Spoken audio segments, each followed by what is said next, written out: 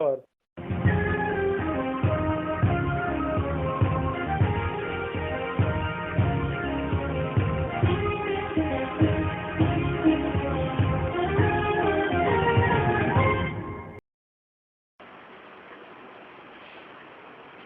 بسم اللہ الرحمن الرحیم نحمده ونصلي على رسوله الكريم اما بعد قال الله تبارك وتعالى اعوذ من الشيطان الرجيم بسم الله الرحمن الرحيم سبحان الذي أسرى بعبده ليلا من المسجد الحرام المسجد الأقصى الذي باركنا حوله لنريه من آياتنا انه هو السمیع البصیر صدق اللہ العظیم۔ محترم بھائیوں، بزرگوں، دوستو، آج کی جو رات ہے وہ مبارک رات ہے جس میں اللہ تبارک و تعالی نے میرے اور آپ کے آقا جناب حضرت محمد الرسول اللہ صلی اللہ علیہ وسلم کو اپنے پاس بلا کر اتنا بڑا تحفہ عطا فرمایا۔ اس لیے جب بھی کبھی نبی حضرت محمد صلی اللہ علیہ وسلم کا نام آئے تو آدمی نے دل سے درود شریف پڑھنا چاہیے۔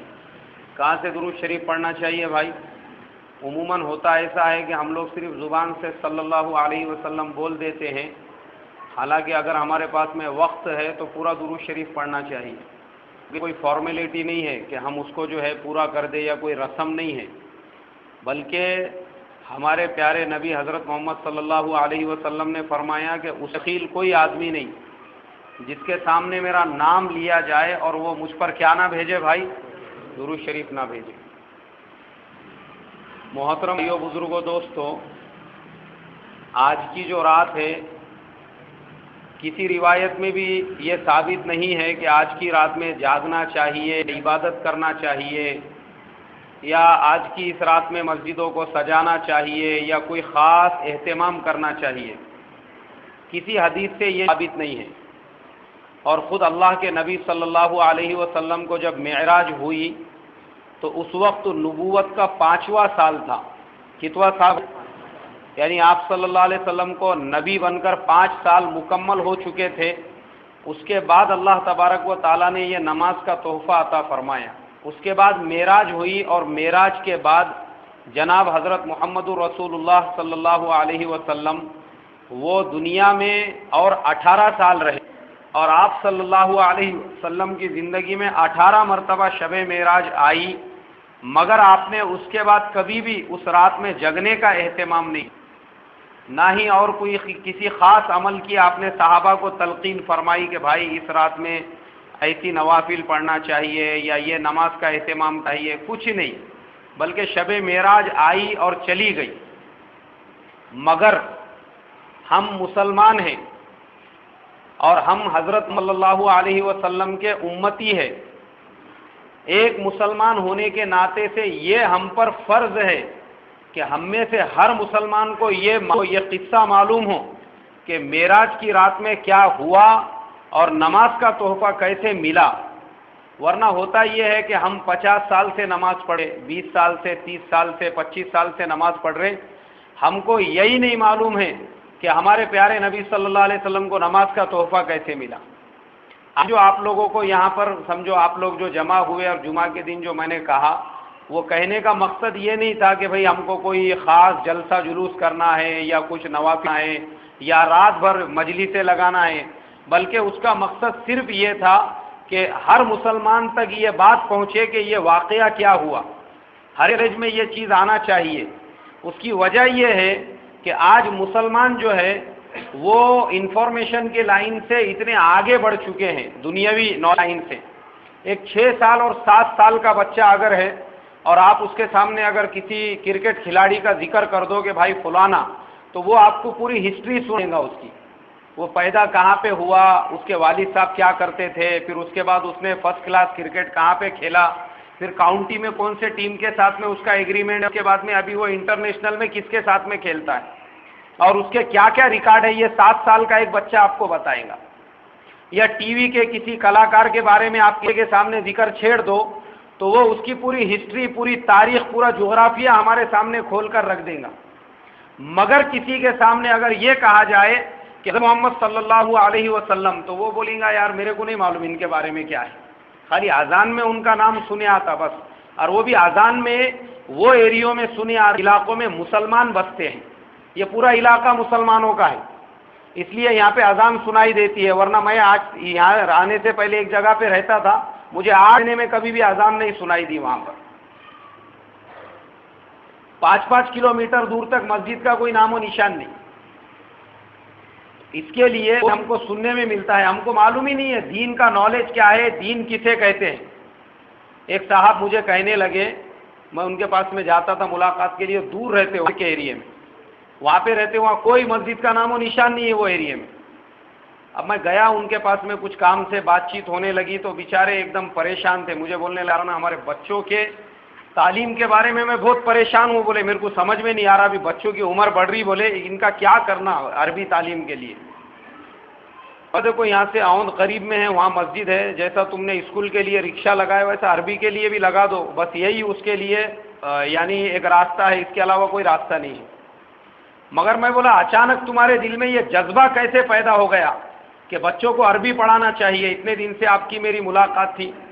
بولے اس کا ریزن یہ ہو گیا کہ کانوینٹ اسکول میں پڑھتا، بولے، اور مجھے اس نے بولا ابا بولے ہم کو کل چھٹی ہے، ہم اسکول نہیں جا رہے۔ میں بولا بیٹے کیوں نہیں جا رہے؟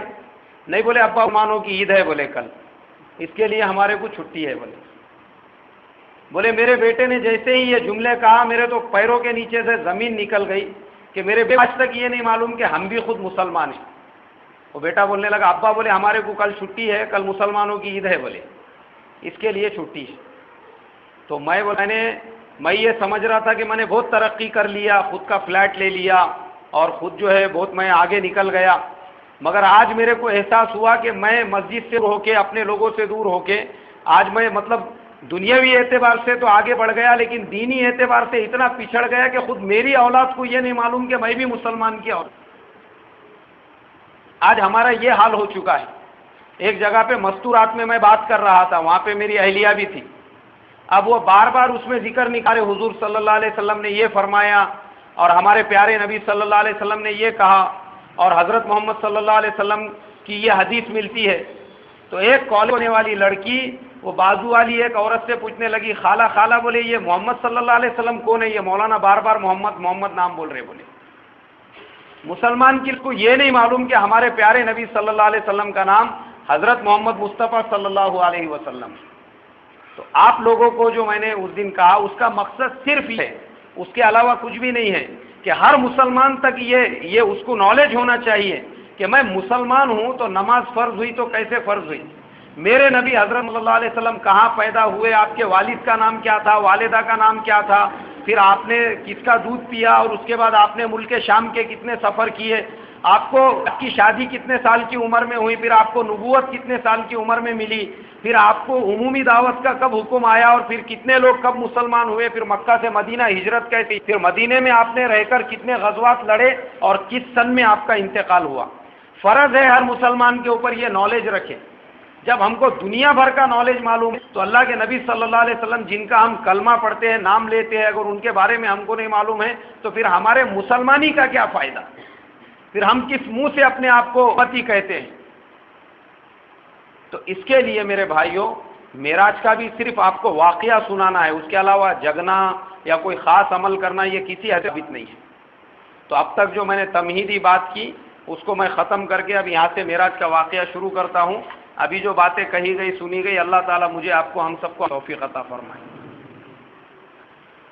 میرے محترم بھائیوں بزرگوں دوستو، نبوت ملنے کے 5 سال تک اللہ کے نبی صلی اللہ علیہ وسلم کو صرف حکم تھا کہ لوگوں کو دین کی دعوت دو۔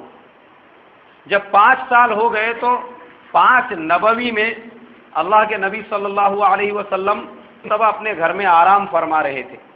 بخاری شریف کی روایت میں ہے کہ اپنے گھر میں آرام کر رہے تھے، مگر مسلم شریف کی روایت میں ہے کہ بیت اللہ میں آرام کر رہے تھے۔ 2 روایتیں ملتی ہیں۔ اللہ کے نبی صلی اللہ علیہ وسلم فرماتے ہیں کہ اچانک میں نے دیکھا میرے گھر کی چھت پھٹ گئی اور 3 آئے۔ اب وہ فرشتے تھے، اس میں حضرت جبریل علیہ الصلوۃ والسلام بھی تھے۔ اور پھر ان لوگوں نے جو ہے میرے سینے کو چاک کیا. کسے تھا بھائی؟ سینے مبارک کو چیرا اور چیر کر اس میں سے دل نکالا, اس کو زمزم کے پانی سے دھوا اور دھو کے اس کو دوبارہ اسی جگہ پر رکھ دیا اور مجھے براق پہ بٹھا کے مسجد اقصیٰ کی طرف لے کر گئی. اللہ کے نبی صلی اللہ علیہ وسلم کا یہ جو سینہ چیرنے کا واقعہ ہے, اس کو واقعہ شق الصدر, کیا کہتے ہیں بھائی؟ واقعہ شق الصدر کہتے ہیں. اور ایک شق القمر کا بھی واقعہ ہے جس میں حضور نے انگلی سے چاند کے ٹکڑے کیے تھے, مگر وہ ہم کو یہاں پہ نہیں سنا. یہاں پہ ابھی بات چل رہی ہے کہ آپ صلی اللہ علیہ وسلم کے سینے مبارک کو چیرا گیا اور دل نکال کے دھویا گیا. آپ صلی اللہ علیہ وسلم کی پوری زندگی ایسا واقعہ 3 مرتبہ ہوا. جب آپ صلی اللہ علیہ وسلم کی عمر مبارک 7 سال تھی اور آپ صلی اللہ علیہ وسلم دائی حلیمہ بکریاں چرایا کرتے تھے ان کے لڑکے کے ساتھ میں جا کر, اس وقت میں ایک مرتبہ یہ واقعہ پیش آیا کہ وہ بکریاں چرا رہے تھے کہ اچانک حضرت جبریل فرشتوں کے ساتھ آئے اور حضور صلی اللہ علیہ وسلم کو لٹا کر آپ کا سینہ چاک کیا, دل نکالا, اس کو زمزم کے پانی سے دھو کر اس کو رکھ کے لے گئے. ان کا جو لڑکا تھا دائی حلیمہ کا, وہ بھاگتا ہوا امی کے پاس آیا اور کہنے لگا امی جان ہمارے وہ جو مکے والے بھائی ہیں, اچانک ان ساتھ میں ایک واقعہ پیش آیا, کوئی 2 آدمی آئے اور وہ ان کا سینہ چاک کر رہے ہیں. دائی حلیمہ دوڑتی ہوئی جنگل کی طرف آئی, انہوں نے دیکھا کہ اللہ کے نبی صلی اللہ علیہ وسلم سلامت ہے. ایک واقعہ تو اس وقت پیش آیا. دوسری مرتبہ شق الصدر کا جو واقعہ تھا وہ آپ صلی اللہ علیہ وسلم کو جس دن اللہ تعالیٰ نے نبوت عطا فرمائی, نبوت کا تاج پہنانے سے پہلے آپ کا دل نکالا گیا. جبریل علیہ السلام جو غار حرا میں آئے, انہوں نے پہلے آپ کا دل نکالا, اس کو ان کے پانی سے دھو کر پھر اس کو اسی جگہ پر لگا دیا اور اللہ کے نبی صلی اللہ علیہ وسلم کے سینے کو علم سے حکمتوں سے بھر دیا اور پھر آپ صلی اللہ علیہ وسلم نبوت عطا کی گئی. اور تیسری مرتبہ جو سینہ چاک کیا گیا وہ واقعہ پیش آیا معراج کے وقت میں. سینے کو چاک کر کے کو جنت کے اندر بھی بڑی بڑی نہریں ہیں. جنت کے اندر جو ہم لوگ فجر کی نماز میں سنتے رہتے کہ اکثر اوقات جو ہے جنت کی نہروں کا جو ہے ذکر نکلتا ہے, نہروں کے پانی سے اللہ تعالیٰ نے دل کو کیوں نہیں دھوا اور زمزم کے ہی پانی سے کیوں دھوا؟ 3 مرتبہ بھی زمزم کے پانی سے دھونے کا حکم دیا گیا. جبریل نے زمزم کے پانی سے دھویا. اس کی وجہ یہ ہے کہ زمزم کا جو پانی ہے اس کی فضیلت جنت کے پانی سے بھی زیادہ ہے. اللہ تبارک و تعالیٰ نے زیادہ فائدے اس پانی میں رکھے ہوئے ہیں. اللہ نے ہر بیماری سے شفا رکھی ہے. اللہ تبارک و تعالیٰ نے زمزم کے پانی کو جو آدمی جس نیت سے پیے گا اللہ تبارک و تعالیٰ اس کی اس نیت کو پورا کرے. اس لیے کہتے ہیں کہ زمزم کے پانی کو کھڑے رہ کے قبلے کی طرف چہرہ کر کے بغیر ٹوپی کے ایک سانس میں پینا چاہیے. اور وہ پینے سے جو مسنون دعا ہے کہ اللہم انی اسألک علما نافعا ورزقا واسعا وعملا متقبلا وشفاء من کل داء, یہ دعا آپ صلی اللہ علیہ وسلم پڑھا کرتے تھے. اس کے علاوہ جو مقصد ہے وہ مقصد کے تحت میں اگر ہم اللہ کو حاضر و ناظر جان کر زمزم کا پانی پئیں گے اللہ ہمارے وہ مقصد کو بھی پورا کرے گا. زمزم کا پانی اتنی والا ہے. زمزم کا پانی پچھلے ہزاروں سال سے پوری دنیا کے لوگ پی رہے ہیں, ہزاروں سال سے. اور الیکٹرانک موٹریں نکل گئی تب سے مستقل کئی موٹریں ہیں جس سے جو ہے پانی کنٹینیو نکل رہا ہے, لیکن آج تک زمزم کا پانی کم نہیں ہوا. پوری دنیا کے جو حاجی جاتے ہیں ہر سال لاکھوں کی تعداد میں حاجی وہاں پر ہوتے اور ہر حاجی اپنے ساتھ میں کین بھر بھر کے پانی لاتے. پوری دنیا پی رہی ہے مگر آج تک 1 انچ بھی زمزم کے پانی کنویں کا پانی ختم نہیں ہوا. یہ خدا تبارک و تعالیٰ کا بہت بڑا کرشمہ ہے. اگر اللہ نے جس کو عقل دی ہے وہ صرف زمزم کے غور و فکر کرے تو اس نے ایمان میں داخل ہو جانا چاہیے. اللہ کے نبی صلی اللہ علیہ وسلم کو براق پہ بٹھا کر مسجد اقصیٰ لے کر گئے. براق جو ہے اس میں مسلم شریف میں ایسا ہے, اس کے بارے میں لکھا ہوا کہ یہ گدھے سے تھوڑا بڑا اور خچر سے تھوڑا جانور تھا. اس کی رفتار اتنی تیز تھی کہ وہ نظر کی رفتار سے دوڑتا تھا. کائی کی رفتار سے بھائی؟ یعنی ہماری نظر جہاں تک پہنچتی ہے مطلب اپنے دیکھے تک تو وہ وہاں تک تھا. اس کی اتنی تیز رفتار تھی. اللہ کے نبی صلی اللہ علیہ وسلم مسجد اقصیٰ پہنچے. مسجد اقصیٰ کہاں ہے؟ یہ یروشلم کے اندر ہے. جو اکثر ہم لوگ دیکھتے ہیں دکانوں میں, ہمارے گھروں میں ایک تصویر ہوتی ہے, اس میں ایک پیلا گنبد ہوتا ہے. تو وہ جو پیلا گنبد ہے وہ مسجد اقصی نہیں ہے، وہ بیت المقدس ہے۔ وہ کیا ہے بھائی؟ اس کے بازو میں مسجد اقصی ہے، وہ بہت بڑا ایریا ہے، اور وہ ایریے میں جو ہے وہ جو بیت المقدس ہے وہ گنبد کے نیچے ایک چٹان ہے، اس کے بازو میں مسجد اقصی ہے، اس میں آج بھی نماز ہوتی ہے۔ مسجد اقصی لے کر گئے، اور مسجد اقصی میں ایک پتھر تھا، جس پتھر سے سارے نبیوں کے جانور باندھے گئے تھے، جو بھی نبی تھے، اسی پتھر سے حضرت جبریل علیہ السلام نے اللہ کے نبی صلی اللہ علیہ وسلم کے براق کو بھی باندھا، اور آپ صلی اللہ علیہ وسلم نے سارے نبیوں کی وہاں پر امامت فرمائی۔ اس لیے میرے اور تمہارے آقا جناب حضرت محمد الرسول اللہ صلی اللہ علیہ وسلم کو امام الانبیاء بھی کہا جاتا کہ آپ صلی اللہ علیہ وسلم امام الانبیاء تھے، سارے نبیوں کی امامت فرمائی۔ 2 رکعت نفل نماز آپ صلی اللہ علیہ وسلم نے وہاں پر پڑھی، اور پھر صلی اللہ علیہ وسلم وہاں سے فوراً براق پہ سوار ہو کے جبریل علیہ السلام کے ساتھ میں روانہ ہو گئے۔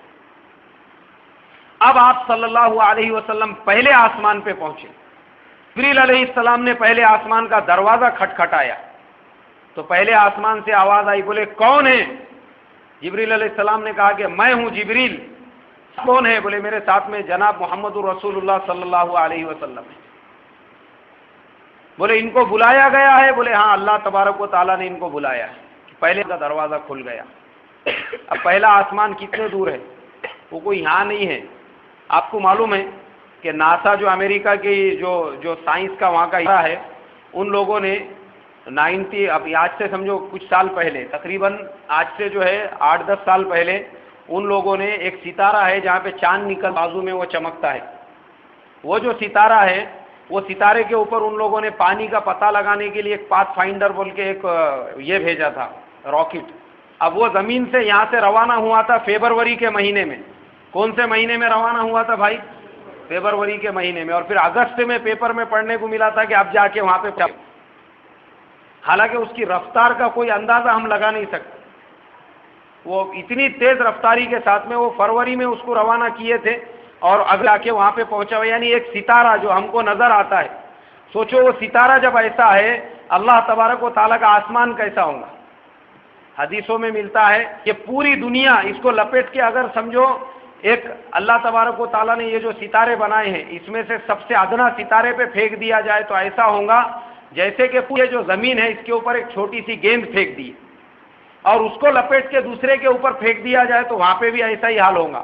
اس کو تیسرے پہ، تیسرے کو چوتھے پہ، چوتھے پانچویں پہ، اور پھر بولے سب سے بڑا جو ستارہ ہے اگر اس کو پہلے آسمان پہ پھینک دیا جائے، اس کا وہاں پہ یہی حال ہوگا جیسے اتنے بڑے زمین کے اوپر ایک چھوٹی سی گیند کا، اور اس میں آسمان کو لپیٹ کے اگر دوسرے آسمان پہ پھینک دیا جائے اس کا بھی وہی حال ہوگا جو چھوٹی سی گیند کا زمین کے اوپر۔ تیسرا، چوتھا، پانچواں، حالانکہ جب 7ویں آسمان پیٹ کے اللہ کے عرش کے نیچے پھینک دیا جائے تو وہ 7واں آسمان اللہ کے عرش کے نیچے ایسا ہوگا جیسے اتنے بڑے زمین کے اوپر ایک چھوٹا سا بال۔ اتنا بڑا اللہ عرش ہے۔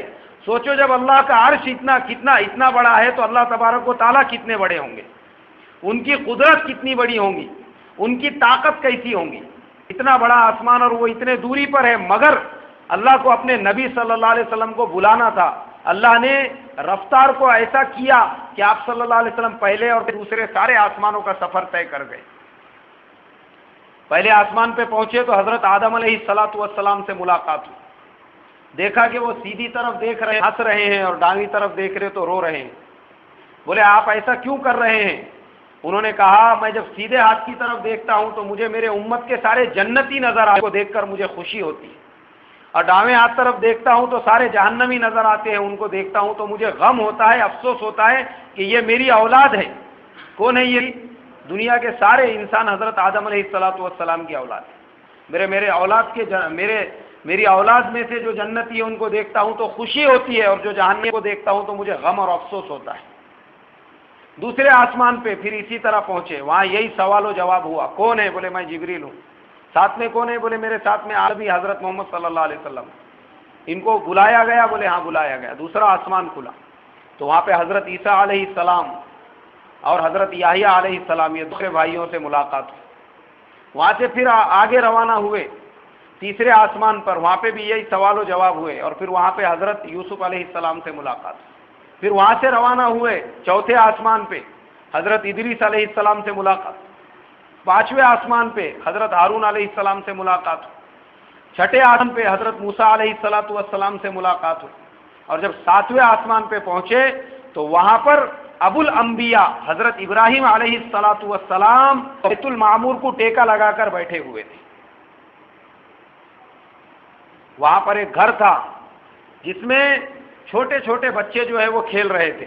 جبریل علیہ السلام سے آپ صلی اللہ علیہ وسلم نے پوچھا، بولے یہ کون ہے؟ بولے یہ آپ کی امت کے وہ نابالغ بچے ہیں جو بالغ ہونے سے پہلے مر جاتے ہیں تو پھر وہ یہاں پر آتے ہیں، ان کا کوئی حساب و کتاب نہیں لیا جاتا، معصوم بچے۔ اور اللہ کے نبی صلی اللہ علیہ وسلم نے اس پہ فضیلت بھی بیان کی، تو وہ یہاں پر ہوتے ہیں۔ اب اس کے بعد حضرت جبریل علیہ السلام ہمارے اور آپ کے آقا جناب حضرت محمد الرسول اللہ صلی اللہ علیہ وسلم کو سدرۃ المنتہا کے پاس لے کر گئے۔ سدرۃ المنتہا یہ ایک بیری کا درخت ہے، اس میں بیر جو ہے وہ ایسے بڑے بڑے بیر تھے اور پتے اس کے اوپر پتے تھے لگے ہوئے۔ جبریل علیہ السلام نے کہا یہ میرا بارڈر ہے، میں اس کو کراس نہیں کر سکتا، اس سے آگے میں جا نہیں سکتا، مجھے پرمیشن نہیں ہے، اس کے آگے اگر میں جاؤں گا اللہ تبارک و تعالیٰ سے کے نور سے جل کے میں خاک ہو جاؤں گا، میں نہیں جا سکتا بولے۔ تو اسی لیے کسی شاعر نے سدرۃ المنتہا پہ جب پہنچے نبی سر جھکا کے یہ جبریل کہنے لگے، حبیب خدا اب سوا آپ کے اس کے آگے جو جائے گا وہ جل جائے گا، آپ کے علاوہ کسی کو پرمیشن نہیں ہے، اس کے آگے اب جو بھی جائے گا وہ جل جائے گا۔ اللہ کے نبی صلی اللہ علیہ وسلم نے اپنی جوتیاں مبارک نکالی اور جانے لگے تو آواز آئی کہ اے میرے پیارے حبیب حضرت محمد صلی اللہ علیہ وسلم جوتیوں سمیت آ جاؤ۔ علیہ السلام مٹی کے پہاڑ پہ پہنچے تھے، کوہ طور پہ، تو قرآن میں اللہ کہتے ہیں فَخْلَعْنَ عَلَيْكَ إِنَّكَ بِالْوَادِ الْمُقَدَّسِ طُوًى، اے موسیٰ اپنی جوتیاں نکالو، یہ مبارک وادی ہے، یہاں پہ جوتیاں پہن کر مت آؤ۔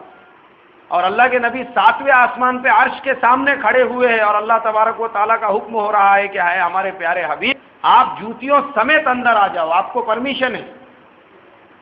اللہ کے نبی صلی اللہ علیہ وسلم پروردگار عالم کے دربار میں پہنچے تو میرے اور آپ کے آقا اللہ تبارک و تعالیٰ کے لیے تحفہ لے کر گئے۔ کیا لے کر گئے بھائی؟ ہاں تحفہ لے کر گئے۔ کیا تحفہ لے کر گئے؟ آپ صلی اللہ علیہ وسلم وہ تحفہ لے کر گئے تھے جو میں اور آپ ہر نماز میں پڑھتے ہیں۔ حضور صلی اللہ علیہ وسلم نے کہا التحیات والصلوات والطیبات، اے میرے پروردگار آپ کے لیے یہ تحفہ لے کر آیا ہوں کہ میری تمام جانی عبادتیں، مالی عبادتیں، بدنی عبادتیں، ساری عبادتیں کس کے لیے ہے بھائی؟ اللہ کے لیے۔ اب اللہ تبارک و تعالیٰ نے فوراً آپ کو جو ہے اس کا جواب، کیونکہ جو کریم انسان ہوتا ہے وہ تحفے کا بدل کیسے دیتا ہے؟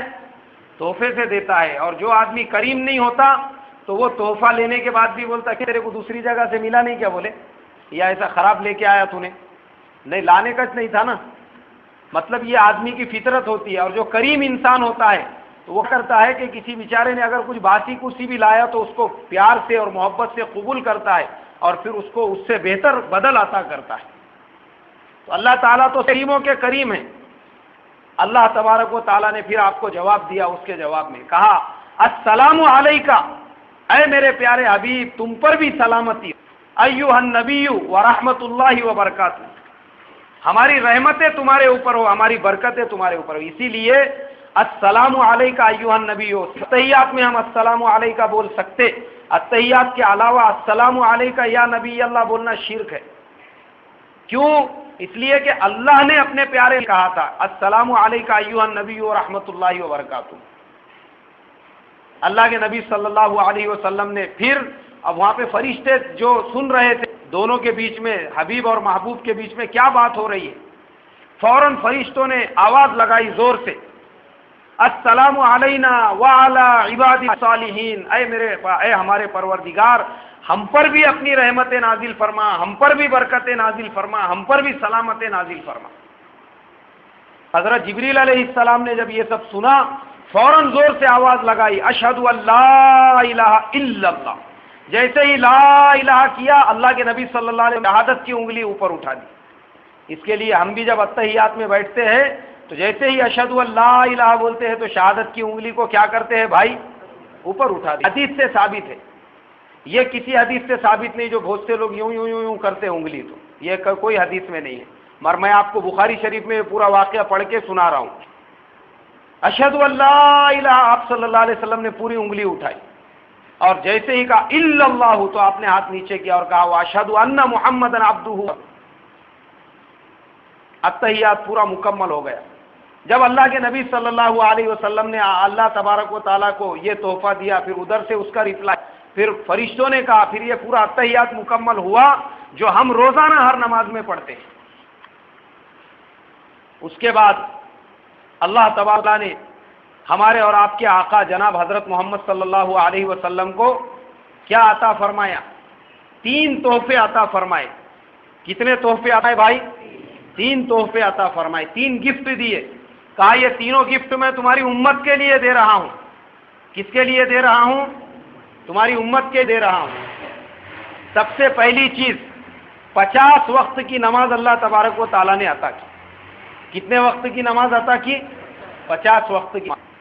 اور دوسرا تحفہ دیا اللہ تبارک و تعالیٰ نے، کہا کہ اے محمد صلی اللہ علیہ وسلم، یہ آخری آیت ہے، یہ سورہ بقرہ کی آخری آیت ہے، کہا کہ یہ آیت اپنی امت کے لیے لے جاؤ۔ آمن الرسول بما انزل الیہ من ربہ والمؤمنون کل آمن باللہ وملائکتہ وکتبہ ورسلہ لا نفرق بین احد من رسلہ وقالوا سمعنا واطعنا غفرانک ربنا والیک المصیر لا يكلف الله نفسا الا وسعها لها ما كسبت وعليها ما اكتسبت ربنا لا تؤاخذنا ان نسينا واخطانا ربنا ولا تحمل علينا اصرا كما حملته على الذين من قبلنا ربنا ولا تحملنا ما لا طاقة لنا به واعف عنا واغفر لنا وارحمنا انت مولانا فانصرنا على القوم الكافرين۔ یہ آیت اللہ تعالیٰ نے تحفے میں دی۔ یہ وہ اکیلی آیت ہے جو اللہ کے نبی صلی اللہ علیہ وسلم کو کہاں پر ملی بھائی؟ عرش پہ ملی۔ باقی پورا قرآن فرش پہ نازل ہوا، لیکن یہ یہاں پر ملی۔ اس کے لیے علماء نے لکھا ہے اللہ تبارک و تعالیٰ سے عاجزی کے ساتھ میں جگہ اگر دعا کرنا ہے تم کو، کانفیڈنس کے ساتھ کہ یہ دعا تو میں قبول کرانے کا ہے، بس میں ماننے والا نہیں اس سے کم پہ، میرے کو اللہ میں سے قبول کرا کے لینا ہے، تو کہا کہ پورے دھیان کے ساتھ یہ آیت شروع میں پڑھ لے اور اس کے بعد اپنی دعا اللہ سے، کیا مجال ہے کہ تمہاری دعا قبول نہ ہو۔ اس میں جملے وہ یہ آیت میں خود پوری دعا ہے آخر میں، دوسری جو مطلب اس کے نیچے کا جو جملہ ہے، اللہ تعالیٰ اس کی دعا کو ضرور قبول کریں گے۔ اور پھر اللہ کے نبی صلی اللہ علیہ وسلم نے ایک فضیلت اور بیان فرمائی کہ روزانہ اس آیت سوتے وقت میں پڑھنا چاہیے۔ کب پڑھنا چاہیے بھائی؟ تو بعض علماء نے لکھا جو آدمی سوتے وقت یہ آیت پڑھیں گا، اگر وہ اس کی موت ہو جائے اس 24 گھنٹے میں، اللہ اس کو شہیدوں میں اٹھائیں گے۔ کس میں اٹھائیں گے بھائی؟ شہیدوں کا درجہ اس کو عطا فرمائیں گے۔ اور تیسری چیز جو اللہ تعالیٰ نے تحفہ عطا فرمایا، سبحان اللہ، ایسا تحفہ ہے میرے اور آپ کے لیے کہ میں اور آپ اگر ساری زندگی بھی اللہ تعالیٰ کا شکر ادا کرے تو ادا نہیں کر سکتے، ایسا تو اللہ نے تیسرا تحفہ۔ اللہ تعالیٰ نے کہا کہ اے میرے پیارے حبیب، آپ کی امت کمزور ہے۔ کیسی ہے بھائی یہ امت؟ ہاں، پہلے زمانے کی امتیں ایسی رہتی تھی، چلتے چلتے ایسا جھاڑ اکھاڑتے تھے ان کو اگر مسواک کرنے کی ہے دانت میں، تو ایسا چل رہے وہ چلتے چلتے ایسا جھاڑ اکھاڑ دیتے تھے، کر کر چاپ کے دانت گھستے۔ اور پہاڑ ایسے انہوں نے پورے کھود کے اس میں گھر بنا دیے تھے۔ یہ اجنتا ایلورا کی جو غاریں ہیں یہ وہ زمانے کے لوگوں کی نشانیاں ہیں، ہمارے تمہارے زمانے کے لوگ نہیں، پہاڑوں کو ایسا چیر نہیں سکتے۔ آج بھی ہے عرب کے اندر وہ قوم عاد، قوم سمود، ایسے بڑے بڑے پہاڑوں میں گھر بنائے ہوئے انہوں نے۔ مصر کا وہ جو دنیا کا عجوبہ ہے، مصر کا جو کیا بولتے ہیں اس کو، پیرامڈ، مصر کا جو پیرامڈ ہے وہ عجوبہ ہے دنیا کا۔ ساری دنیا کے سائنسداں جو ہے سر ٹکرا ٹکرا کے پڑے گئے کہ آج اتنے بڑے بڑے کرین ہیں، آج دنیا میں ایسے بڑے بڑے کرین ہیں، پورا سائنٹیفک نظام ہے، کمپیوٹر ہے، سب کچھ ہے، مگر آج دنیا میں دنیا کی کوئی بھی طاقت ایسے پیرامڈ نہیں بنا سکتی۔ اتنے اونچے اونچے وہ کب بنے ہوئے ہیں؟ وہ اللہ کے نبی صلی اللہ علیہ وسلم سے بھی ہزاروں سال پہلے کے بنے ہوئے ہیں۔ اس میں ایک ایک پہاڑ وہ 20-20 ٹن اور 30-30 ٹن کا ہے، ایک ایک پتھر جو اس کے اندر لگا ہوا ہے، پہاڑ کے جیسا جو پیرامڈ ہے، ایک ایک پتھر 30 ٹن کا ہے اس کے اندر۔ اب سوچنے کی بات ہے وہ اتنے اونچائی پہ کیسا لے کر گئے ہوں گے انہوں نے۔ وہ زمانے کے انسان، آج سے حضور صلی اللہ علیہ وسلم 100 سال پہلے بنا ہوا ہے وہ پیرامڈ جو بنائے۔ تو ایسی قومیں تھی وہ زمانے کی طاقتور قومیں، پہاڑوں کو چیر کے انہوں نے گھر بنائے اور چیلنج کرتے تھے وہ دنیا میں ہمارا مقابلہ کوئی بھی نہیں کر سکتا، منا اشد قوہ، ہم سے زیادہ پاورفل کوئی بھی نہیں ہے۔ تو اللہ تعالیٰ نے کہ وہ لوگ بہت طاقتور تھے، ان کا قد ہوتا تھا 30 اور 35 فٹ، ان کی عمریں ہوتی تھی 900 سال، جیسے نوح علیہ السلام کی عمر 1000 سال تھی، وہ زمانے میں لوگوں کی عمریں ہوتی تھی 900 سال، اور کوئی جی رہا ہے 500 سال، اور کسی کی عمر ہو رہی ہے 1000 سال۔ عمریں بھی اللہ نے ایسی عطا فرمائی تھی، طاقت بھی ویسی عطا فرمائی تھی۔ موسیٰ علیہ السلام ایک مرتبہ راستے سے گزرنے لگے، ایک بھڑیا کو دیکھا جھاڑ کے نیچے بیٹھ کے رو رہی ہے، بولے کیوں رو رہی ہو؟ تو کہنے لگی کہ میرا جوان بیٹا مر گیا۔ بولے تیرا جوان بیٹا مر گیا؟ بولے ہاں جوان بیٹا مر گیا۔ کتنی عمر تھی؟ بولے 300 سال اس کی عمر۔ موسیٰ علیہ السلام نے کہا اللہ کی بندی، ایک امت ایسی آنے والی ہے ان کی عمریں 50 سال ہوں گی، 60 سال ہوں گی، ان کی عمریں اتنی کم ہوں گی، تیرا بیٹا تو 300 سال جی کر مرا۔ تو بوڑھی عورت کہنے لگی جب وہ دنیا میں 60 سال اور 70 سال جیئیں گے تو کیا وہ گھر بنائیں گے؟ بولے وہ ایسے ایسے گھر کہ تو سوچ بھی نہیں سکتی، وہ بڑی بڑی عمارتیں بنائیں گے۔ وہ کہنے لگی کاش اللہ تعالیٰ اگر مجھے یہ کہتا کہ تجھے صرف 60 سال جینا ہے تو میں یہ جھاڑ کے نیچے کے 60 سال گزار دیتی۔ وہ زمانے میں عمریں ایسی تھی۔ تو اللہ تعالیٰ نے کہا اے محمد صلی اللہ علیہ وسلم تمہاری امت جو ہے کمزور ہے، اس کے لیے ہم کو تحفہ دیتے ہیں۔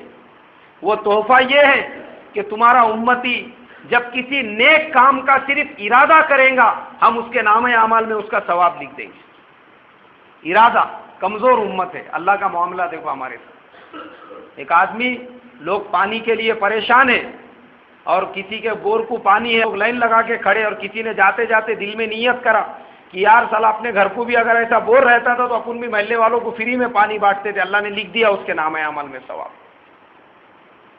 صرف نیت کرنے پہ اللہ اس کو ثواب عطا فرمائیں گے۔ اور دوسری چیز کہا اگر وہ آدمی اس نیکی پر عمل کرتا ہے اللہ تبارک و تعالی عمل کرنے کی وجہ سے اس آدمی کو 10 گنا ثواب عطا فرمائیں گے۔ کتنا ثواب عطا فرمائیں گے بھائی؟ اگر عمل کیا تو، اور کیا تو 1 درجے ثواب ملے گا۔ اور کہا جب کوئی گناہ اس سے سرزد ہو جائے گا، کیا سرزد ہوگا؟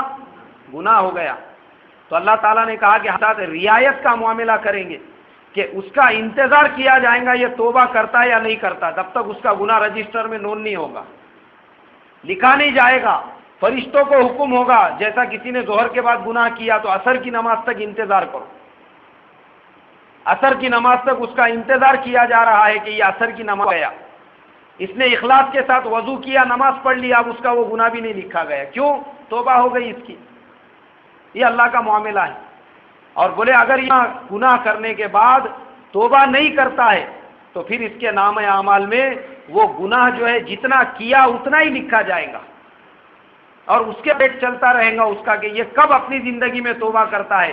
اب اس کو آج نہیں کل احساس ہوا، 20 سال کے بعد احساس ہوا، بال سفید ہونے کے بعد احساس ہو گئے اب اپنی عمر نہیں رہی، اللہ کے پاس جانا ہے اور اس کو منہ بتانا ہے، کم سے کم اب تو اپن سدھر جائیں گے، اور اتنی عمر میں آنے کے بعد اس نے توبہ کر لی، اللہ تعالیٰ نے کہا کہ اے محمد صلی اللہ علیہ وسلم ہم اس کے 70 سال کے گناہ معاف کر دیں گے۔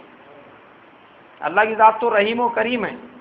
کہا کہ تمہاری امت کے ساتھ یہ رعایت آئے گی۔ یہ 3 تحفے دیے آپ صلی اللہ علیہ وسلم، اور پھر آپ صلی اللہ علیہ وسلم کو جنت اور جہنم کی سیر کرائی گئی، بتایا گیا کہ جنت میں کیا ہے، جہنم میں کیا ہے، کہ جنت کی نہریں بتائی گئی جو دودھ سے زیادہ سفید، شہد سے زیادہ میٹھی ہے، اور جنت کی مٹی جو زعفران کی ہے، جنت کے درخت جو ہے جو سونے اور چاندی کے ہے، جنت کے محلات جس کی 1 اینٹ سونے اور 1 اینٹ چاندی کی ہے، اور اس کا درمیان کا گارا جو ہے وہ ہیرے اور موتیوں کا ہے۔ یہ ساری چیزیں آپ صلی اللہ علیہ وسلم کو بتائی گئی۔ جہنم کی سیر کرائی گئی، آپ صلی اللہ علیہ وسلم نے جہنم کے عذابات دیکھے کہ کیسے کیسے جہنم میں عذاب دیے رہے ہیں۔ آپ کو ہر ایک عذاب کے بارے میں تفصیل بتائی گئی، اور کہا گیا کہ اے حضرت محمد صلی اللہ علیہ وسلم یہ جو عذاب ہے یہ گناہ کے کرنے پہ یہ عذاب دیا جائے گا، جھولنے پر کیا عذاب ملے گا، سود کھانے پر کیا گناہ ملے گا، قرآن پاک کو پڑھ کر بھولنے پر کیا گناہ ملے گا، اور کون سے گناہ کرنے پر اس کو عذاب دیں گے جہنم میں۔ یہ سارے عذابات ہمارے اور آپ کے آقا حضرت محمد صلی اللہ علیہ وسلم کو بتائے۔ اور پھر آپ صلی اللہ علیہ وسلم یہ تحفہ جو ہے آپ صلی اللہ علیہ وسلم زمین کے اوپر آ گئے، آپ کو چھوڑ دیا گیا، اور پھر آپ نے اپنی امت کو یہ تحفے دیے۔ اب میرے محترم بزرگوں دوستو، ہم امتی ہونے کے ناطے سے ہمارے آپ کے اوپر یہ فرض ہے کہ ہم اس تحفے کی کیا کریں؟ حفاظت کریں۔ ہاں، اللہ تعالیٰ نے تو 50 نمازیں فرض کی تھی۔ آپ صلی اللہ علیہ وسلم جب چھٹے آسمان پہ آئے تو موسیٰ علیہ السلام نے کہا کہ بولے حضرت میری جو امت ہے اس پہ صرف 2 نمازیں فرض تھی۔ کتنی نمازیں فرض تھی؟ ہاں، وہ 2 نماز نہیں پڑھتے تھے، تمہاری امت 50 نماز کہاں سے پڑھیں گی؟ جاؤ کم کر کے لاؤ بس۔ آپ صلی اللہ علیہ وسلم کم کرتے کرتے کرتے 5 نمازیں رہ گئی، بولے 5 میں بھی کرو۔ تو آپ صلی اللہ علیہ وسلم نے کہا کہ اے موسیٰ، اب مجھے اپنے اللہ سے شرم آتی ہے کہ میں اور زیادہ کم کراؤں۔ بولے نہیں، میں اب نہیں کم کرا سکتا۔ اللہ کے نبی صلی اللہ علیہ وسلم یہ 5 نمازوں کا تحفہ لے کر آئے۔ میری آپ کی ذمہ داری ہے ہم ان 5 نمازوں کو تکبیر اولیٰ اور اہتمام کے ساتھ میں ادا کریں۔ ہمارے اوپر سارے مشکلوں کا حل یہ نماز کے اندر اللہ تعالیٰ نے رکھا ہے، سارے مسائل کا حل اللہ تعالیٰ نے نماز کے اندر رکھا ہے۔ یہ نماز ہمارا روحانی علاج بھی ہے اور ہمارا بدنی علاج بھی ہے۔ کون سا علاج ہے بھائی؟ روحانی بھی علاج ہے اور بدنی بھی علاج ہے۔ اللہ تعالیٰ نے روح کی ساری اور سارے گندگیوں کا جو اللہ تعالیٰ نے جو ہے علاج رکھا ہے وہ نماز کے اندر رکھا ہے۔ اسی لیے قرآن میں کہا کہ ان الصلاۃ تنہی عن الفحشاء والمنکر، نماز انسان کو تمام بے حیائیوں اور برائیوں سے روکتی ہے۔ آدمی نماز اخلاص کے ساتھ میں پڑھے، وضو اچھی طرح کرے۔ آج ہم لوگوں کو نماز میں کیوں مزہ نہیں آتا؟ ہماری روح کو نماز میں کیوں سکون نہیں ملتا؟ اس کا ریزن یہ ہے کہ جیسا اللہ چاہتے ہم نماز ہی نہیں پڑھتے۔ ارے پڑھ کے دیکھو نماز ویسی، آپ کو ایکچولی اپنے جسم کے اندر ایک ہلکا پن محسوس ہوگا، اپنے دماغ کے اندر سکون محسوس ہوگا، آپ کو خود ایسا محسوس ہوگا کہ واقعی میں خدا کی طاقت میرے ساتھ چل رہی ہے۔ لیکن ہماری نماز بھی ویسی ہونا چاہیے۔ اب ہم لوگ نماز پڑھتے ہیں تو ہم کو گڑبڑ ہوتی ہے، اجلت ہوتی ہے، ورنہ دیکھو یہی نماز جو ہے اللہ تعالیٰ کا سب سے بڑا راستہ ہے۔ صحابہ کیسی نماز پڑھتے تھے؟ اللہ کے نبی صلی اللہ علیہ وسلم خود آپ صلی اللہ علیہ وسلم جن کے اوپر اللہ نے نماز فرض کی اور آپ بچائے تھے، قرآن میں کہہ دیا کہ ہم نے آپ کے اگلے پچھلے سارے گناہوں کو معاف کر دیا۔ اس کے باوجود عائشہ رضی اللہ تعالیٰ عنہ فرماتی ہے آپ صلی اللہ علیہ وسلم جب نماز پڑھتے تو آپ کے سینے سے ایسی آواز آتی تھی جیسے ہانڈی میں سے پکنے کی آواز آتی ہے۔ قرآن کے ایک ایک حرف پہ غور و فکر کرتے ہوئے آپ نماز پڑھتے تھے۔ جنت کی آیتیں آ رہی ہے تو اس پہ خوش ہو رہے ہیں، اور جہنم کے عذاب کی آیتیں آ رہی ہے تو اس میں رو رہے ہیں، اور ایک ایک آیت کو بار بار پڑھ رہے ہیں۔ نماز ایسی ہونا چاہیے۔ اچھی طرح آدمی اخلاص کے ساتھ وضو کر کے جب اپنے گھر سے نکلے تو اللہ کے نبی صلی اللہ علیہ وسلم کی کئی حدیثیں ہیں۔ ایک حدیث میں ہے کہ ہر قدم پہ 1 سال اس کو ثواب ملے گا۔ ایک حدیث میں ہے کہ ہر قدم پہ ایک نیکی اس کو ملیں گی۔ اب وضو کر کے اپنے گھر سے آدمی مسجد میں آئے، مسجد میں آنے کے بعد اطمینان سے بیٹھے، اور بیٹھنے کے بعد جب ہم نماز پڑھے تو فرمایا کہ یہ ذہن میں ہو، اللہ کے نبی صلی اللہ علیہ وسلم نے کہا اخلاص کی علامت یہ ہے کہ آدمی یہ سوچے کہ اللہ مجھے میں کو دیکھ رہا ہوں، اور اگر یہ نہیں سوچ سکتا تو کم سے کم یہ سوچے کہ اللہ مجھے دیکھ رہا ہے۔ حضرت حاتم رحمۃ اللہ علیہ، انہوں نے ان کے شاگرد حضرت اسام نے کہ تم نماز کیسے پڑھتے ہو؟ کہنے لگے کہ اسام، جب نماز کا وقت ہو جاتا ہے تو میں پہلے اچھی طرح وضو کرتا ہوں۔ یہ دل کر یہ وضو کرتے وقت میں ہمارے دل کے اندر ایسا محسوس ہونا چاہیے کہ میرے یہ وضو میں میرے گناہ جھڑ رہے ہیں۔ کیا محسوس ہونا چاہیے بھائی؟ جھڑ رہے ہیں، پانی ٹپک رہا، اس میں میرے گناہ بھی بہہ رہے۔ اور کہا کہ میں اچھی طرح وضو کرتا ہوں، اس کے بعد اس جگہ پہ آ جاتا ہوں جہاں پہ نماز پڑھنی ہے، اور وہاں آنے کے بعد اطمینان سے بیٹھتا ہوں تاکہ میرے جسم کے جتنے بھی پارٹس ہیں وہ اطمینان سے سب میں سکون پیدا ہو جائے۔ اس کے بعد مصلی پہ کھڑے ہوتا ہوں تو یہ سوچتا ہوں کہ میں اللہ تبارک و تعالیٰ کے سامنے کھڑا ہوں۔ کس کے سامنے کھڑا ہوں بھائی؟ میرے سیدھے ہاتھ طرف جنت ہے اور میرے دائیں ہاتھ طرف جہنم ہے، اور پیر پلسرات کے راستے پر ہے، اور موت کا فرشتہ میرے گردن پہ بیٹھا ہوا ہے، اور یہ میرے زندگی کی آخری نماز ہے۔ بس یہ نماز کے بعد مجھے نماز پڑھنے کو موقع نہیں ملنے والا ہے۔ اس کے بعد اطمینان سے اللہ اکبر کہہ کے رکعت باندھتا ہوں، اور رکعت باندھنے کے بعد ایک ایک حرف اور ایک ایک لفظ کو معنی کے دے کے پڑھتا ہوں۔ اس کے بعد رکوع کرتا ہوں، اطمینان کے ساتھ رکوع میں سے کھڑے ہونے کے بعد، رکوع سے کھڑے ہونے کے بعد کی دعا پڑھتا ہوں۔ رکوع سے کھڑے ہونے کی بھی ایک دعا ہے، جیسے امام کہتا ہے کہ سمیع اللہ لمن حمیدہ، ارے اللہ نے اس کی سن لی جس نے اللہ کی تعریف بیان کی۔ اگر ہم صرف نمازی صحیح پڑھے نا، ہم کو ایک بھی دعا کرنے کی ضرورت نہیں، ساری دعائیں اس کے اندر ہیں۔ امام کہتا ہے سمیع اللہ لمن حمیدہ، اللہ نے اس کی سن لی جس نے اللہ کی کیا بیان کی؟ تعریف۔ اب کہا کہ مصلیوں پر فرض ہے وہ یہ کہے ربنا لک الحمد، اے ہمارے پروردگار تو نے جب تعریف بیان کرنے والے کی سن لی تو پھر ہماری کیا کرنے والے ہیں؟ تعریف بیان کرنے والے۔ حمدن، اس کے بعد پھر کہے حمدن کثیرن طیبا مبارکن فیہ، اے اللہ ہم تیری تعریف بیان کرنے والے۔ اور اس کے بعد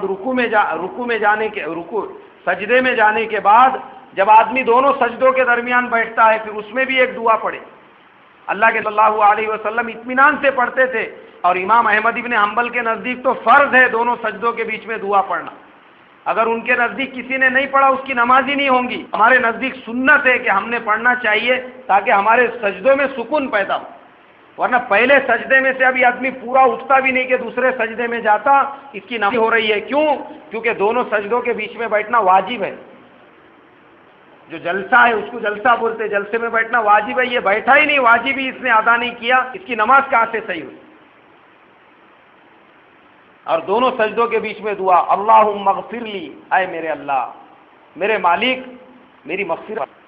اب آپ نماز میں دعا کر رہے ورحمنی، اور میرے اوپر رحم فرما، میں تو سارے زمانے کا کمزور انسان ہوں، بس تو رحم کر میرے اوپر۔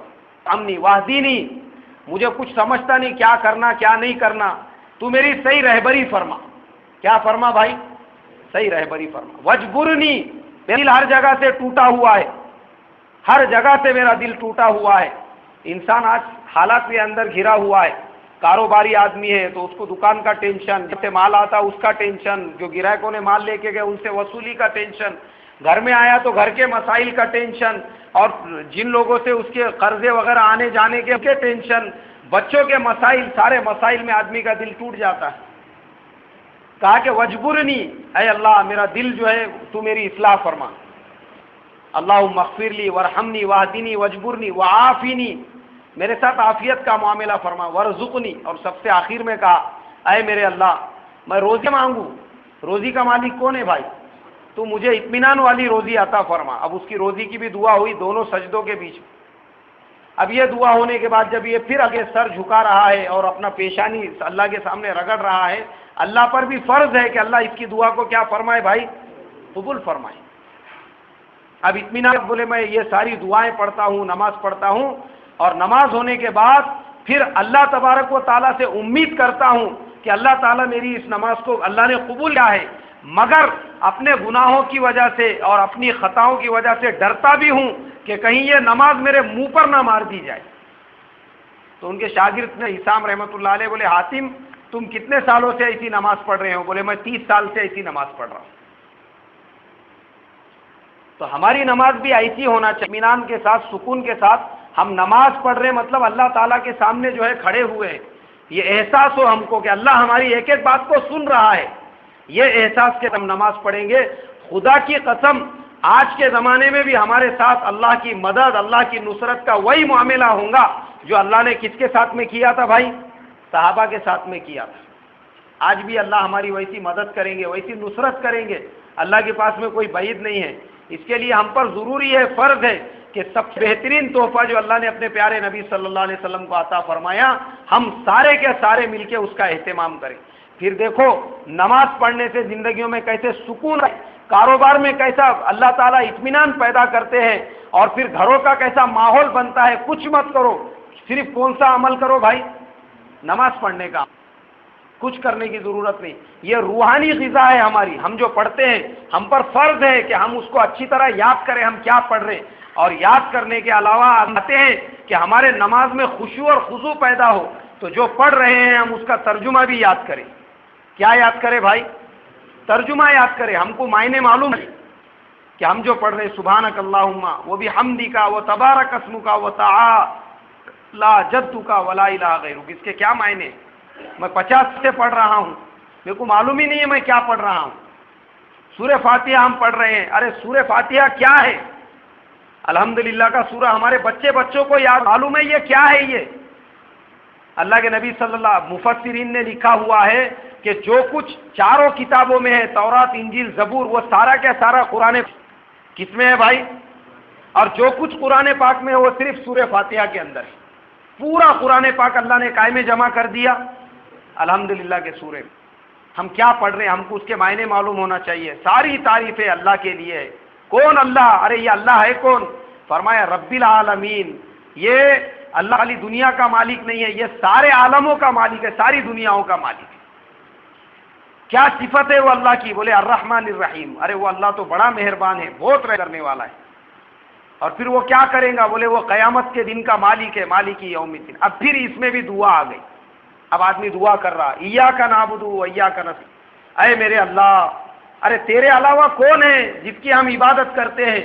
نہ ہم کہیں دوسرے کے پاس جاتے ہیں، نہ کس کے سامنے ہاتھ پھیلاتے ہیں، نہ کسی اور سے ہیں۔ اے اللہ، ہم کس کی عبادت کرتے ہیں؟ تیری ہی عبادت کرتے ہیں۔ یہ ایاک کا جو جملہ ہے، ایاک نعبد، تیری ہی، خالی تیری، ہاں تیری بھی نہیں ہے، اس کے اندر ہے تیری ہی۔ نہیں میں اس کی بھی عبادت کرتا ہوں، اس کی بھی، اور تیری بھی کرتا ہوں، ایسا نہیں۔ بندہ اللہ کو کہہ رہا ہے ایاک نعبد، بس تیری عبادت کرتا ہوں، وَإِيَّاكَ نَسْتَعِينُ، اور تیرے سے ہی سوال کرتا ہوں اور مدد مانگتا ہوں، تو ہی میری مدد فرما۔ پھر بول رہا اهدنا الصراط المستقیم، اللہ مجھے سیدھے راستے پہ چلا۔ بولو اگر ہم اخلاص کے ساتھ اور معنی پہ دھیان رکھتے ہوئے یہ سب پڑھیں گے تو اللہ تعالیٰ ہمارے ساتھ میں جو ہے یہ دعاؤں کو اللہ تعالیٰ جب قبول کریں گا تو ہم اپنے راستے سے بھٹک سکتے کیا بھائی؟ نہیں بھٹک سکتے۔ سورہ فاتحہ کے معنی، اس کے بعد ہم سورتیں پڑھتے ہیں، علم ترا ہے، قریش ہے، کیا پڑھ رہے ہیں؟ ارے وہ صورتیں تو غور کرو، اس میں اللہ کیا فرما رہے ہیں۔ ہمارے اوپر ضروری ہے میرے بھائیوں، ہم بیکار کا نالج جمع کر کے رکھتے اپنے پاس، اس سے اچھا یہ ہے کہ ہم جو روز نماز میں پڑھتے کم سے کم وہ ہمارا صحیح ہو جائے۔ نماز صحیح ہوگی، نماز پڑھنے میں مزہ آئے گا آدمی کو۔ کیا آئے گا؟ یہ روحانی غذا ہے، ہمارے روح کو غذا پہنچ رہی ہے، دل میں اطمینان پیدا ہو رہا ہے۔ اور جب آدمی اس طریقے سے نماز پڑھے گا اس کو ایسا ہلکا پھلکا محسوس ہوگا جیسے ہوا میں چل رہا ہے۔ اور نماز میں یہ تو روحانی فائدہ ہے، اس کے علاوہ ہماری بدنی بھی فائدہ ہے کہ ہمارے 360 جوڑ اس کے اندر آتے ہیں۔ کتنے جوڑ استعمال میں آتے ہیں؟ 360 جوڑ۔ ایک صاحب سے ملاقات ہوئی، وہ بیچارے جو ہے وہ ذہنی طور پہ بہت پریشان تھے، بہت زیادہ جو ہے ان کے دماغ کے اوپر برڈن آ گیا تھا۔ تو وہ ان سے ملاقات ہوئی تو بتانے لگے، پہلے نماز وغیرہ نہیں پڑھتے تھے لیکن ماشاءاللہ نماز کے بغیر، تو ایک دن میری ان کی ملاقات ہوئی، میں بولا یار اللہ کا بہت بڑا احسان ہو گیا، کرم ہو گیا، اس نے تمہاری زندگی بدل دیا۔ تمہارے گھر پہ دعوت کے کام کرنے والے ملاقات کے لیے آتے تھے، تم کبھی باتیں کے لیے تیار نہیں ہوتے تھے، ایسا کیا ہوا؟ بولے یار میں ڈپریشن کا شکار ہو گیا تھا۔ کائے کا شکار ہو گیا تھا؟ ڈپریشن کا شکار ہو گیا۔ پیپر میں میں نے ایک پہ ایڈ پڑھا کہ وہ لوگ کچھ یوگا ووگا کراتے ہیں بولے، اور اس کا کچھ مہینہ لیتے ہیں، تو میں وہاں پہ گیا یوگا کے لیے۔ ان لوگوں نے میرا ایڈمیشن کیا اور 1 مہینے کی فیس 6000 کی، میں نے وہ فیس بھی ادا کیا۔ اب پہلے دن مجھے بلائے، بولے انہوں نے صبح میں کریکٹ یہاں پہ 5 بجے آ جانا۔ میں گیا، بولے صبح اٹھا، میں بولا نہیں اپن نے پیسے کیے ہوئے۔ اب وہاں گیا تو وہاں پہ بولے وہ وہی کرا رہے تھے جو ہم لوگ 5 وقت کی نماز میں کرتے ہیں۔ میں نے سیر پہ مار کے لیا اور میں نے بولا اللہ میرے کو معاف کر، میں نماز پڑھتا تو نہ میرے پیسے جاتے تھے، نہ میرے کو یہاں آنے کی ضرورت پڑتی تھی۔ یہ تو وہی کرا رہے، بولے ایسا جھکو، پھر ایسا سجدے میں جاؤ، سر اپنا زمین کے اوپر رکھو اور بیٹھو، پھر سجدہ یہ کرو۔ اس نے بولا میں صرف 1 دن گیا اور اس کے بعد میں نے دوسرے دن آ کے توبہ کی اور اللہ سے کہا کہ اللہ میں آج سے نماز کی پابندی کروں گا۔ میں نماز کا پابند بن گیا بولے، اور نماز کا میں اہتمام کرنے لگا۔